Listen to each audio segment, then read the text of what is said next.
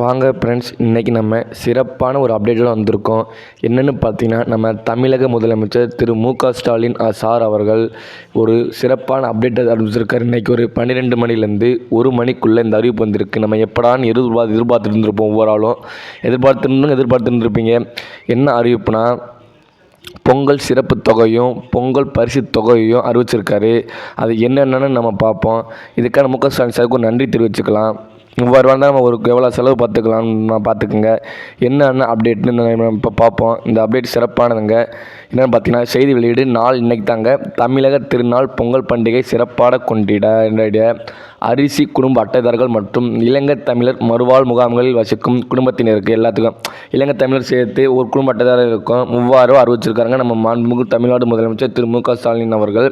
இது நம்ம இயற்கை முதன்மை வடிவாய் அமைந்த சூரியனுக்கு நம்ம சூரியனை தான் நம்ம ஆரம்பிப்போம். அப்படி நம்ம உழவர்கள் இவங்களாம் சேர்த்து நம்ம பொங்கல் பண்டிகை கொண்டாடிடுவோங்க. இந்த உலகம் தமிழர்களால் பன்னாடு காலமாக இயங்கி கொண்டிருக்கு. அதுக்காக தான் நம்ம முக்கியமாக கொண்டாடுறது பொங்கல் சூரியனுக்கு, நம்ம உழவர்களுக்கு தாங்க. அவங்க இல்லாட்டி நம்ம ஒன்றும் பண்ண முடியாது. சூரியன் இல்லாட்டி ஒன்றும் பண்ண முடியாது.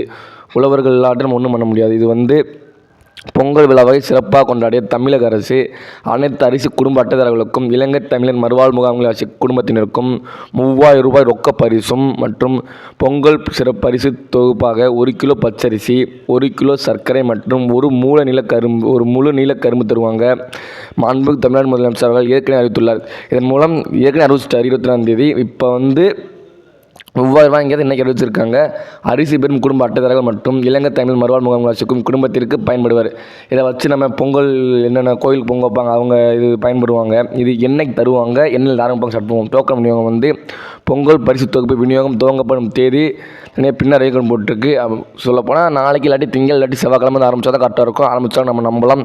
மண்டலங்களில் செயல்படும் நியாய விலைக் கடைகள் இணைக்கப்பட்டுள்ள குடும்ப அட்டைகளுக்கு ஏற்ப நம்ம எந்த ரேஷன்கள் நம்ம போய் அரிசி வாங்கணும் அவங்களே வாங்கிக்கலாங்க. இதாங்க சிறப்பான அப்டேட்டு. சப்ஸ்கிரைப் பண்ணி விடுங்க, எல்லாத்துக்கும் ஷேர் பண்ணுங்க, இன்னும் நிறைய பேர் பார்க்கட்டும்.